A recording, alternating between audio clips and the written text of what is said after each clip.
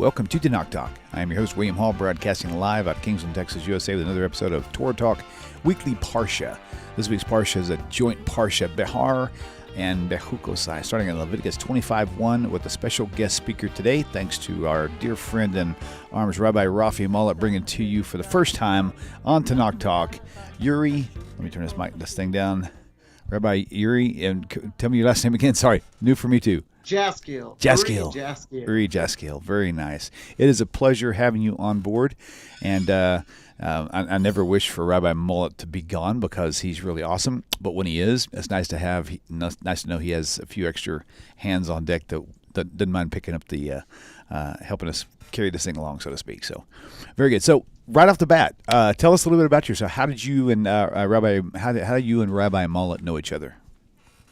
So actually, the Rabbi and I go back a while. We studied when we were back single in the same rabbinical institution based in Jerusalem.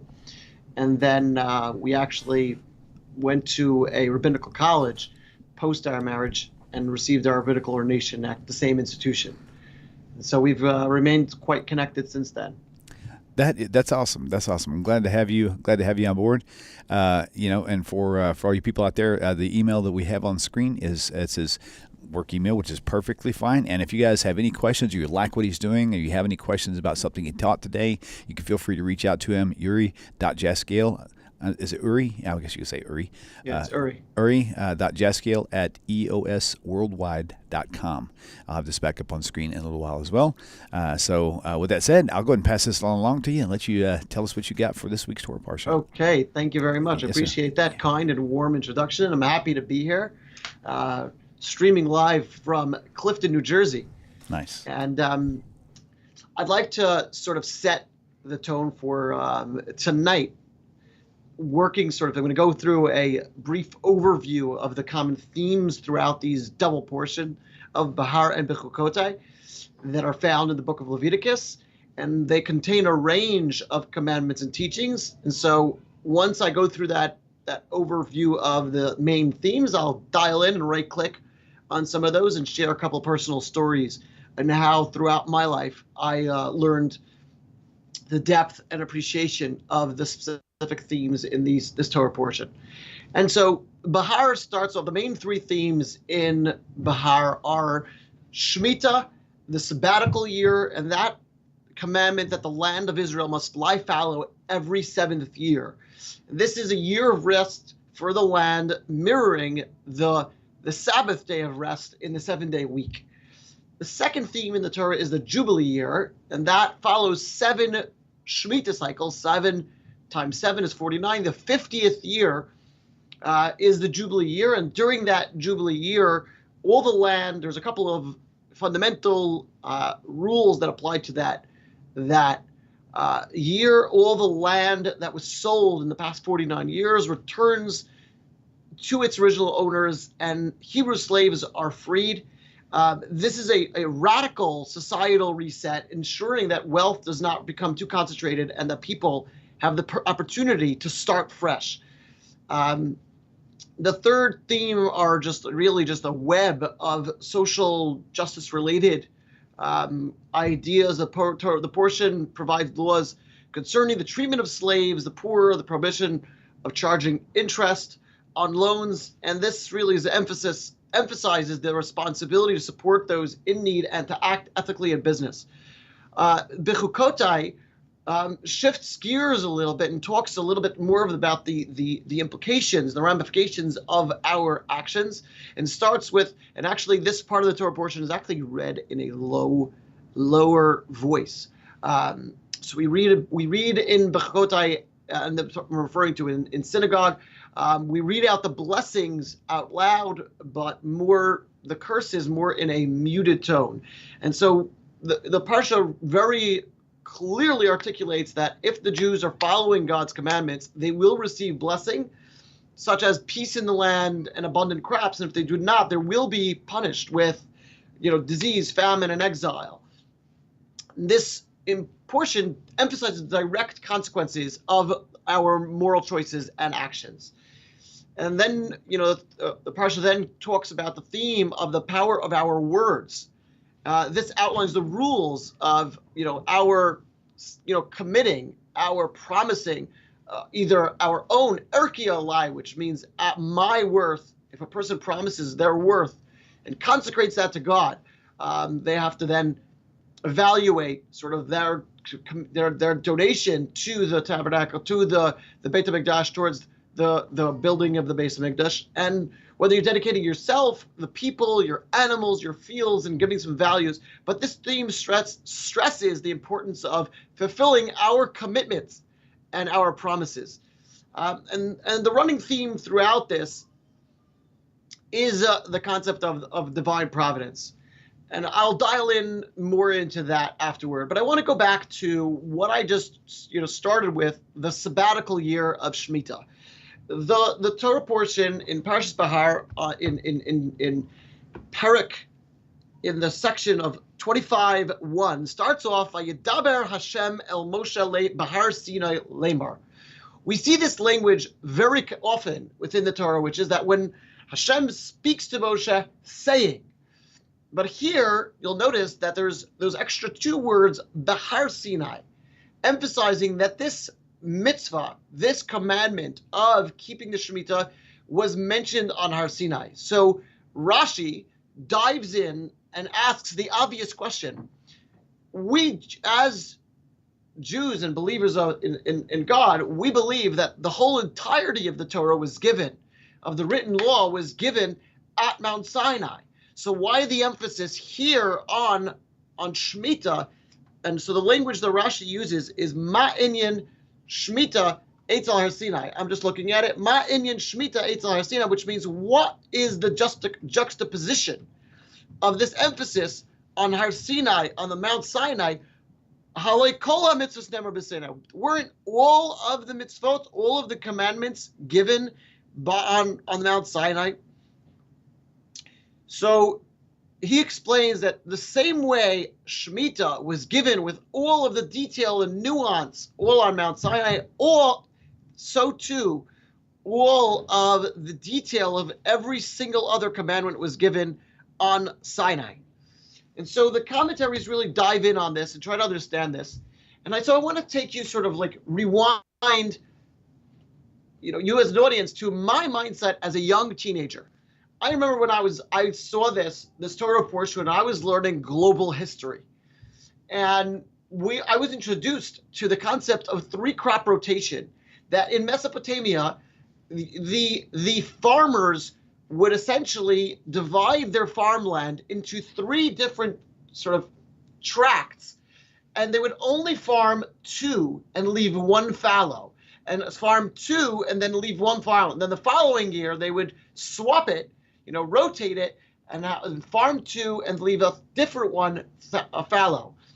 And I remember sort of reading this Torah portion as I was learning about global history, and thinking to myself, like, oh my God, look at this. All of the Torah laws are reinforced by the fact that I feel that this commandment was actually so, look, in history, they actually even did this. And so my mindset was, we see in the world that there's this concept of allowing a field to lie fallow, and that the field needs a rest.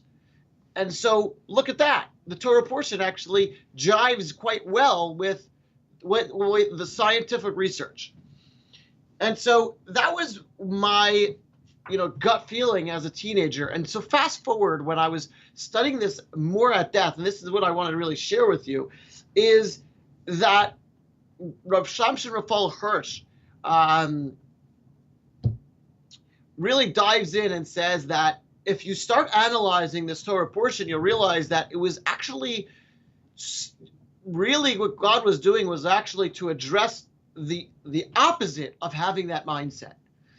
Because and I'll take you through the thought, if it was really just to give the land a break, so then we would do 3-crop rotation.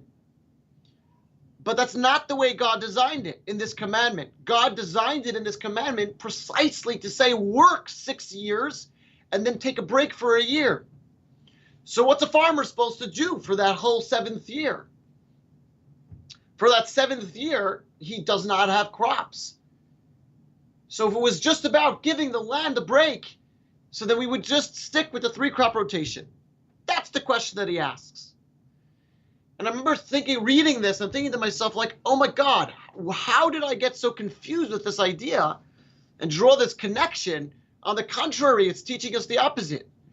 So Rav Hirsch explains deeper and says that same way, and what God is actually trying to teach us is that our sustenance, the greatness, the goodness, the blessing that we have in our life actually comes from Him.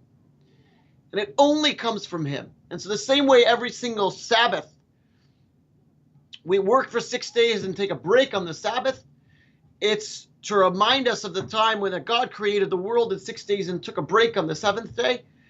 So essentially we have a weekly cadence of taking a time off. And even if we're hustling, whether we're building a startup or a business or working as an employee, we take a break as a testimony to our understanding and our reflection that every single thing in our life is really just comes from God.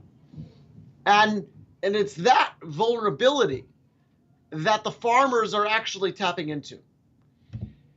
To have this every 7 years, taking a break from their hard work to say, it's not my hard work, it's not my hands, but rather it's the fact that every time I put a seed in the ground and water it, I need God's blessing to actually make something beautiful grow out of this. And that is a fascinating idea. And my first exposure to Shmita was actually when I was 17 years old, when I was studying in Israel. You know, we learn about this from America, we learn about this from abroad, and we think about, you know, it sounds like a nice idea. But what does that actually practically mean for the farmers? How does that actually translate in the reality of that, sort of putting that pressure on them as farmers? And so fast forward to 2022, really the end of 2021, last year was actually a Shemitah year. And so I was, 2-3 years ago, in the lead up to Shmita, I get a call from a friend of mine. He says, Uri, I know you've been enjoying fundraising and helping out different Jewish organizations to be help, strengthen and reinforce people's commitments to keeping the Torah, keeping the Torah commandments. There's this organization called Keren HaShviat that helps support farmers in Israel with this commitment to this mitzvah of keeping the Shmita. Do you want to take a fundraising position to help them? They're going to raise an exorbitant amount of money. Their budget is $65 million. And just in the United States alone, they intend to raise $35 million. They need help doing that. They're building out a team. And so I passed on the opportunity and I said to him, I do much better fundraising just as a lay leader rather than as a paid fundraiser. I prefer to just pass this opportunity. And so 2 weeks before the Rosh Hashanah, which is when the Shmita starts, because it goes from Rosh Hashanah to Rosh Hashanah, from the new year through, from the high holiday of the new year to through the next high holiday of the new year. 2 weeks before, I get a call from the CEO of this organization, said, Uri, we have crunch time over the next 2 weeks. I need to get to a certain threshold of how much of that proportion of that 35 million to feel confident that I could commit to these farmers, that I will be able to make those monthly payments to them. Can you help us out on a local level in North Jersey, in the north of New Jersey? And so I said to him, I'm happy to dedicate the next 2 weeks to this. And so I said, the next 2 weeks, I'm going to do this for you. I'm not going to get paid. I want to be able to coming into these high holidays, I want to come in on the right foot to God. About an hour later, I get a call for a business transaction asking me, can I help them out? I said, listen, I committed myself the next 2 weeks. I'm helping out Keren HaShviat. I cannot be able to take on a business thing unless you give me the flexibility to be able to do whatever I need to do to be able to fundraise. And so, to make a long story short, on a local level, I helped them raise between $500,000 and $1 million for this organization. And that really sort of started my connection towards this commandment and to getting full real exposure to the farmers.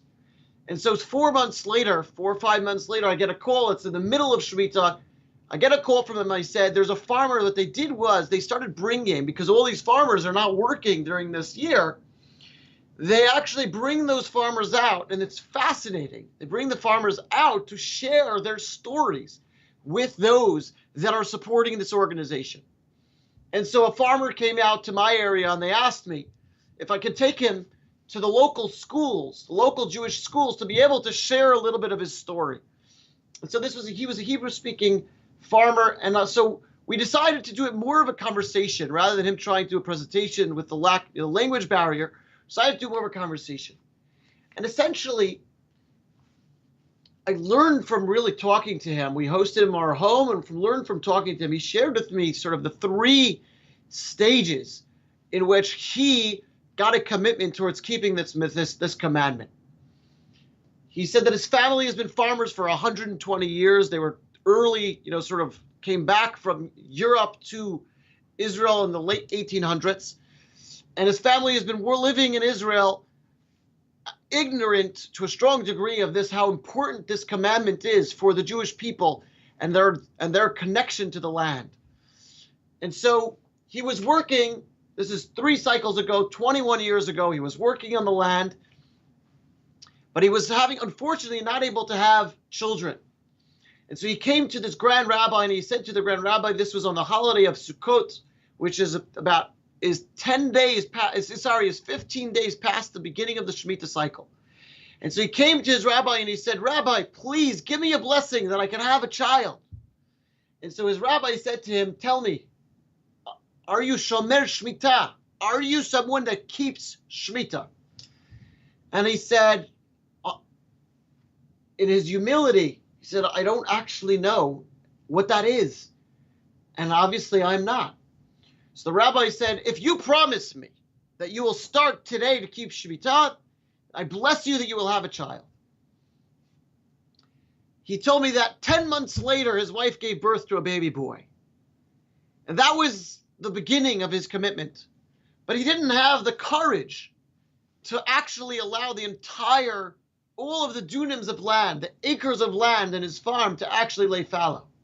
He took a small section, and that was his first step in the right direction. And so 7 years later, when it came around to, okay, should I keep the Shmita again? He said, well, I saw this tremendous blessing in my life. How could I not even think about keeping Shmita?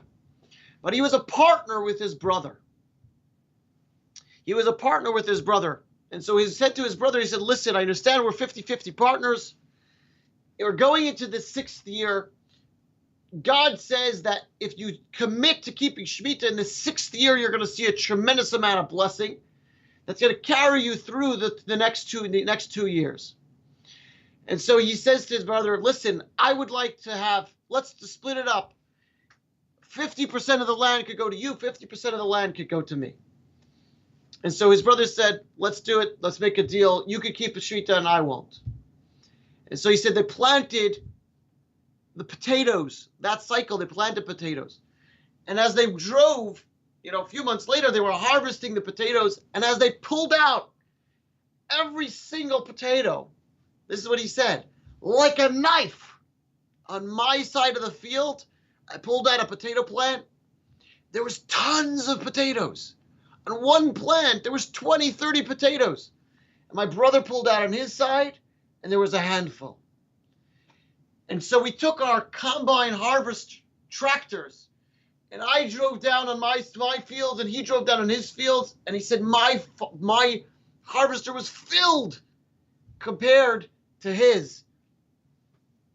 And my brother looked at me and he said, I'm gonna keep Shmita, even though it's a sacrifice for me now, but I see so blatantly the blessing that you're seeing by doing these mitzvot, by doing these commandments. I'd like to keep the Shmita. And so the next cycle around, which was this cycle, was post-COVID.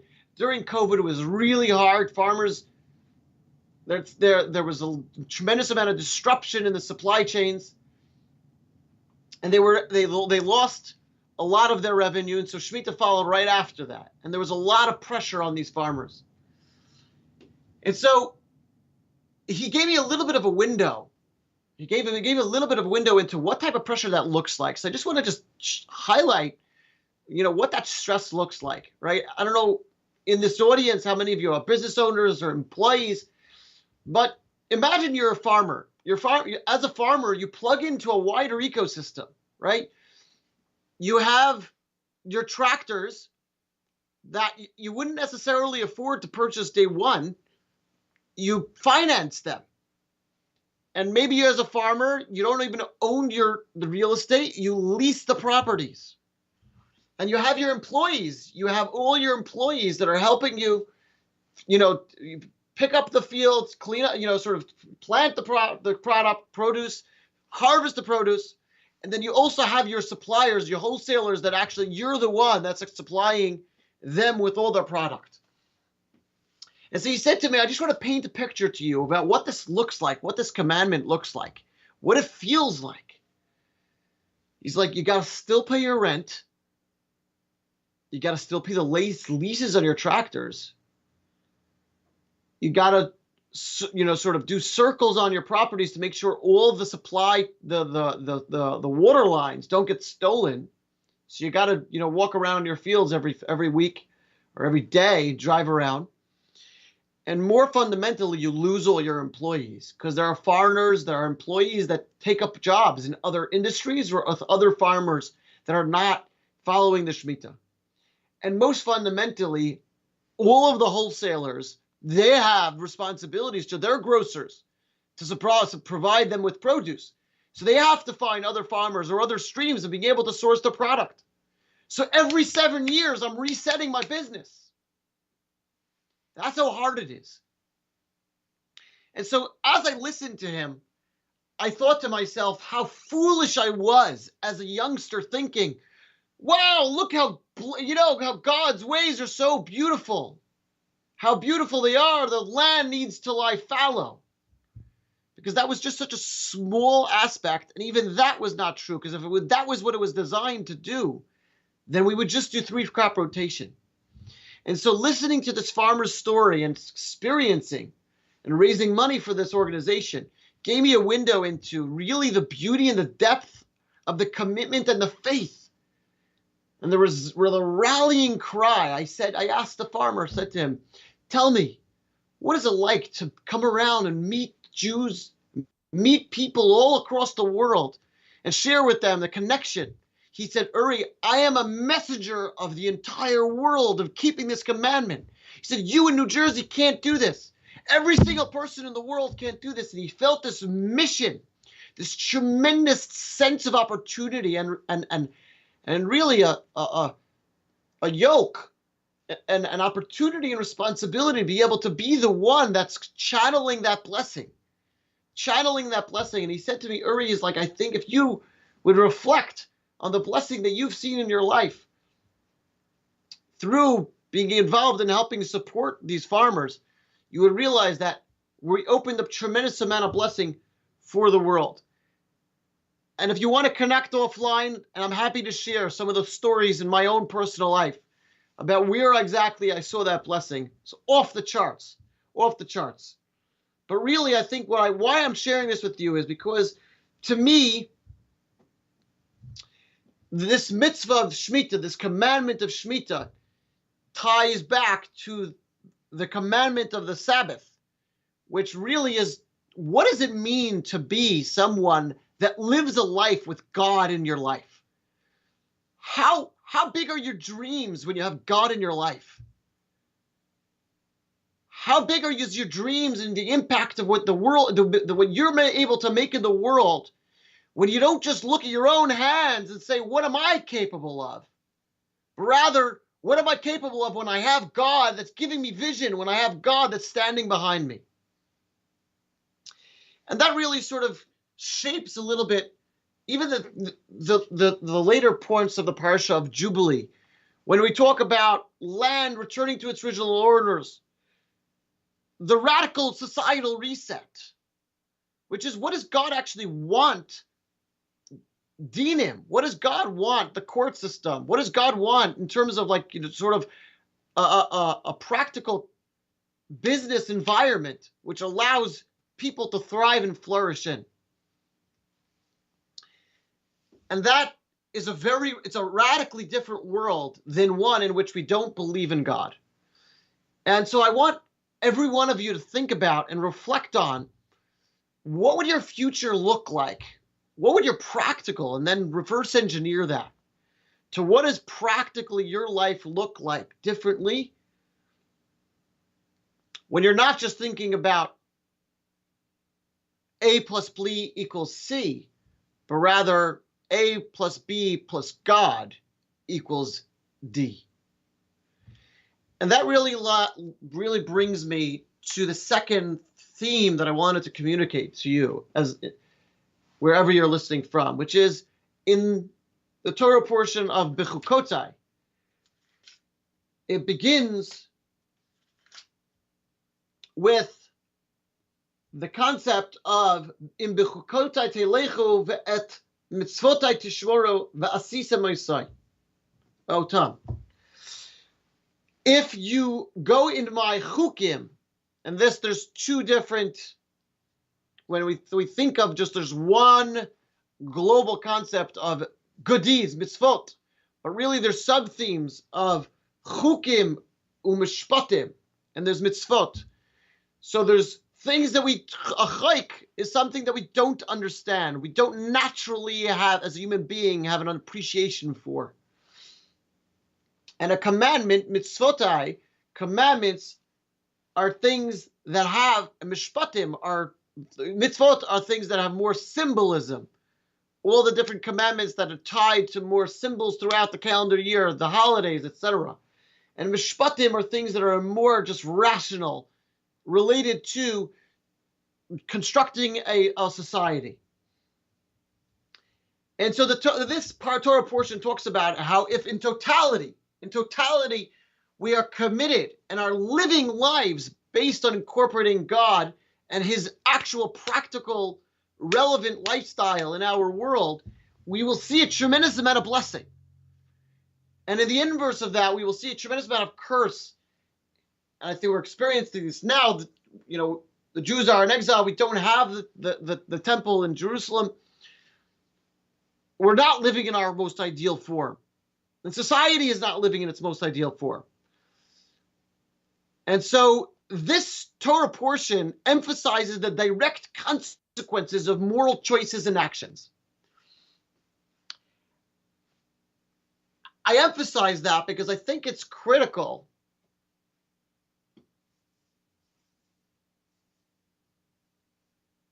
when reflecting on our specific mission. Looking at life through the lens of this farmer. This farmer was so energized by the fact that he, as an individual, has a unique mission that nobody else in the world can fulfill. And so when we think about the second part of the redemption of vows, when we think about our value, erki alai, my value, I promise to God. What is your value? How valuable are you valuing yourself? What are those rules of engagement that God gave us? And so the Torah starts off and says, if you fulfill the mitzvot, you fulfill the commandments, there's a natural repercussion, natural cause and effect of what you do creates a reality.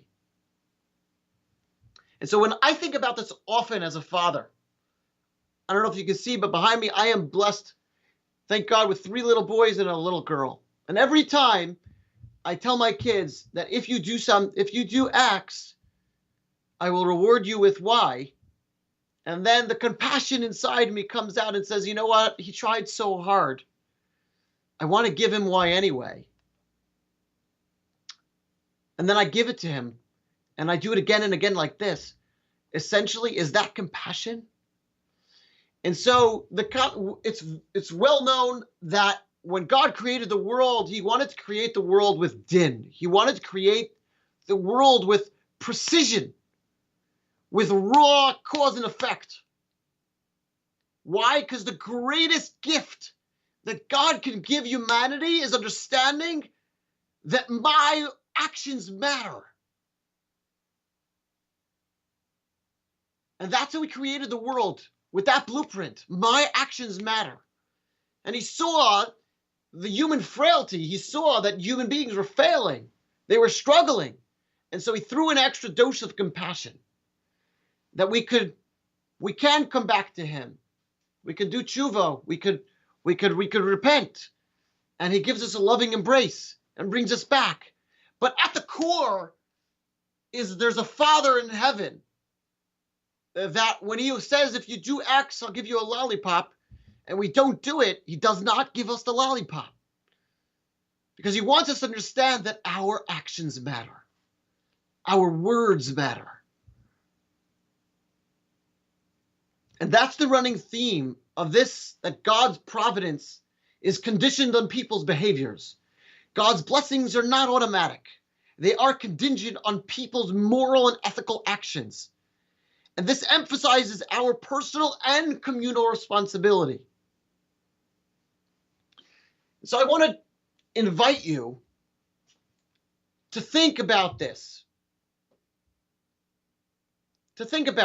So I'm going off script for 2 seconds. My day job is a professional EOS implementer. I help business owners and organizations go from good to great, to take things to the next level.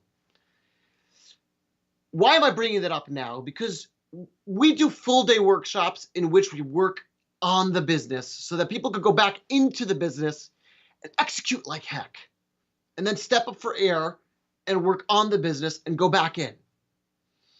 And so I think when I see the world of Shmita, when I see this concept of taking a sabbatical, and this cadence doesn't necessarily have to be every 7 years, but you see this theme that every 50 years, God wants the world to reset back to radical societal reset, go back to where wealth doesn't become concentrated in the few, gives people the opportunity to start afresh. We see this every 7 years in the Shmita. We see this every 7 years. People take a pause, a large pause, to say, where's my life going? And Jews do this every 7 days on the Sabbath. But I want to invite you to do that. I want you to take a clarity break. Take a clarity break and say, long term, where's my vision? What are the values? What are my core values for me, myself, for my family, for my community? What's that long horizon, 5 to 30 years, that where my life is going, where I want it to be going? And reverse engineer that to a 3-year picture. Make it vivid. Make it real. 3 years is not so far off. How you want it to be living your life. And reverse engineer that further to 1 year. What are the priorities that I need to accomplish in this year to bring me to that 3-year picture, to bring me to that long-year goal? Reverse engineer that further to 90 days. And think to yourself about now, over the next 90 days, what do I have to accomplish? What are the critical responsibilities? What are the critical fundamental rocks, the priorities? You could check out a cute little video clip by Mayor K. Search Mayor K and rocks to see what I mean, what I'm referring to. What are those 90-day priorities? But you gotta take a break. You gotta stop and think. When you're not living in the grind, to think about how big and how grand your life can be and the impact that you can make in the world. And I want to do one dial in a little bit deeper. Not just you taking a break and what you can do and what you could do alone, but I want you to think a little bit what you can do with God in your world. How big can your dreams be when you bring God into your world? And so if I was writing an equation of building a dream, of building a vision, and reverse engineering it to 3 years, to 1 year, to 90 days. I want you to put in 2 additional pieces into that equation. How much greater can that vision be with God behind you? And there's one last thing. How much bigger can that vision be when you're okay with issues and okay with challenge? When you're okay with issues and okay with challenge. Because Psychology 101 talks about the concept of cognitive dissonance, right? Either I change my value system or I change my behaviors. And there's a tension there. There's a tension between where I am and where I want to go. And we either chop down, chop what our aspirations can be. We chop it down, what our aspirations can be because of what we feel we can do today. Or we change our behaviors. And so God didn't give the Torah to us. He didn't give us a vision for humanity based on, it's not just our vision. It's not us reaching up to God and trying to pull ourselves up on this bar and saying, what's vision? What's God's vision for the humanity? Let me think. Let me dream. Is it idolatry? Is it sacrificing my children? Is it murder? No, God gives us a vision. He tells us very clearly what the laws are that who we are, uniquely me, Jew and non-Jew, Kohen, Levi, Israelite, and non-Jew with the Noahide laws. What is my unique mission? What am I capable of? So instead of every time I think, I remember years ago, I was talking to someone that was saying, I struggle with God's aspiration for who I should be. And I said to him, why? He said, well, this thing I'm struggling with, and this thing I'm struggling with. So I got to reframe my narrative. And I said to him, it's so interesting, because I'm also struggling with those things. But every time I look at myself and I said, God says you should not have sexual immorality, I see it as God believing in me. God has a vote of confidence in what me as a person I am capable of. If God says to me, I should not steal, that means the next time maybe I'm starving, I'm thirsty, I'm walking the street and I see a fridge and I think that, or maybe I'm tempted by something that's maybe a little bit more gray. Maybe I checked out at a store and they by mistake didn't ring me up for something. Should I go back in there? When God tells you don't do something, he's believing in you. He's believing in you with your struggles. And he's saying, I'm bending down to you and humanity, and I'm saying, I want to stretch you up. I want you to blossom. I'm going to stretch you up. I want you to blossom. And if we're open to the fact that we're challenged by things, if we're open by the fact that things may not be so easy for us, we're more open to actually appreciating God's aspirations. What are those prohibitions? What are they looking to shape me in?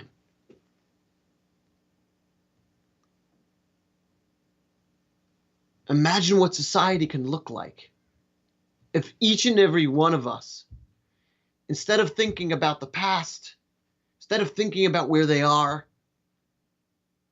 they think about the future that they can build. And they think about God's vote of confidence in them to create that. I want to end with one story that really shaped who I am today. It's a little bit of a personal one. Unfortunately, my father lost a sister. She died to cancer. And in my last conversation with her, she suffered for 8 years. She suffered for 8 years. And in my last conversation with her, I was flying off actually to Israel. I was 20 years old, 19, 20 years old, and I was getting in the car to drive myself to the airport to pick up a friend on the way, and he was going to drive the car back. And my parents were too afraid. She was so weak at that point. They were too afraid to leave the room. And so my mother says to me, Uri, drive safely. And I was young, a little bit of a hotshot, and I said, Ma, thanks, appreciate it. And I rolled my eyes a little bit, like, I'm okay. And my aunt caught me. She stopped me. And hopefully my sharing this story is a merit for her. She stopped me and she said, Uri, this may be our last conversation. And I truthfully, you're going to Israel for good things, going to study in rabbinical college. I don't want you to come back for my funeral. But I want to share something with you that took an illness to appreciate.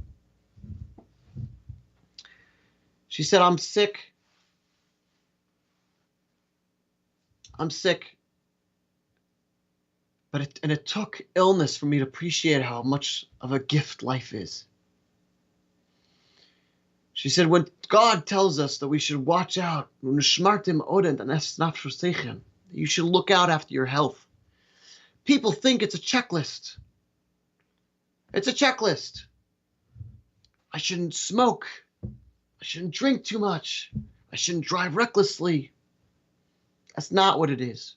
It's not just a checklist that you just do good, right? Maybe a checklist manifesto, a really good checklist. That's not the point. It's just a checklist. The point is, it's for you to cherish your life. It's for you to cherish your life. Think to yourself on a daily basis. On a daily basis. Why did God put me on this world? Why did he give me the gift of life today? She said, trust me, you're going to live a different life when you live like that. And so we are taught to start our day with a prayer. It says, Moda'ani lefanecha melechai v'kayim. We say, thank you, God. Chai v'kayim, the life, alive God, that's real, that's kayim, that's strong. Shachazarta bi nishmasi, you return me my soul. And the end of that stanza is Rabba emunasecha, how great is your faith. And the commentaries ask and say, I don't understand, are we thanking God for his giving us big bath our soul? What does that have to do with Rabba emunasecha, how great is your faith? And so they explain that God giving us back our soul every single day is his vote of confidence in us. Is his vote of confidence in us and saying, make it a great day. Rabba emunasecha, how great is your faith in me? How great is your faith in me? That's the life that I endeavor for you to build. A world in which you feel energized, excited, and passionate about the vision and the commitment that you can make and the dent you can make on humanity that only you can make on humanity. Like that farmer who's keeping Shmita. So I just want to review. Take the time to reflect on the mitzvot, on the commandments that you believe in and how passionately you believe in them. And let yourself draw strength to the totality of the commandments that maybe you struggle in. So maybe you can relate to the idea of the dietary law, or maybe you can relate to the requirement to have just laws in society. But maybe you struggle with others. But draw strength from the one that you connect to. And reflect. Take the time to work on the business. Take time to work on yourself. Take that clarity break. To reflect on what's that long-term vision that you yourself as an individual, you as a family, you as a community are looking to build. But don't get stuck there. Bring it back into actionable traction. Reverse engineer that into a 3-year picture, into a 1-year plan, into a 90-day world. And what that actually looks like today, differently. But don't just do that alone. when you're dreaming, dream big. Dream big. Dream about what God wants for your vision and aspiration to be. And be open to that aspiration despite your limitations. Because it's precisely because we are willing to change and rally our strengths through our limitations that actually was the reason why God gave us the gift of the Torah and the Bible in the first place. Thank you very much for listening. Awesome. Please feel free to contact me either via email or my cell. Should I give out my cell? It's to your call. I can put it actually on the screen for you if you want, or you want to just leave your email. It's totally up to you. I'm okay with people reaching out. I am, thank God, quite busy. But so if I don't answer, feel comfortable texting, leaving me a message, or emailing. My number is 347-633-1779. Truthfully, you can find me by Googling my name, Uri Jaskiel. I'm very active on LinkedIn. And I have a small microsite that you'll find me, which will pull up on Google. I look forward to hearing from you. I'm happy to answer any questions. Hopefully, you got some value in this time we spent together. Thank you all for listening. Absolutely. Thank you so much for your time. It really does kind of chime in, even for just the weekly processes that we have. You know, sometimes some of us feel like, man, if I don't work Saturday, we're not going to have enough food on the table for Monday, you know. So it's sort of like a really condensed version of our weekly Shabbat, you know. And so looking back, someone even commented, looking back, there was a lot of wisdom in tonight I wished I had years ago. So lots of good feedback there so far. So thank you, Uri. Awesome. I appreciate your time. And thank you all for tuning in. And we will see you same time, same place, Hashem willing, next week. So peace and shalom to everybody. Thank you. Bye. Awesome. Thank you. My dear friends, hope this message finds you well. If you like the way this channel is going and the channel has been a blessing to you, please consider supporting the channel by going to the website, TaNaChTalk.com, TaNaChTalk.com. Thank you once again for your time and for supporting TaNaCh Talk. Shalom.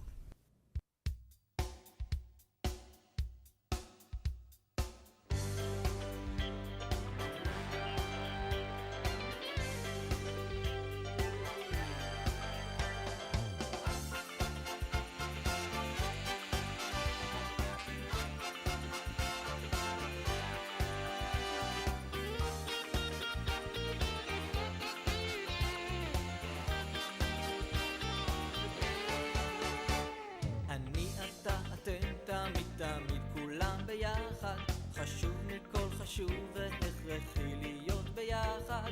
איפוק זו העוצמה, ויתור זו הגדולה, השאיפה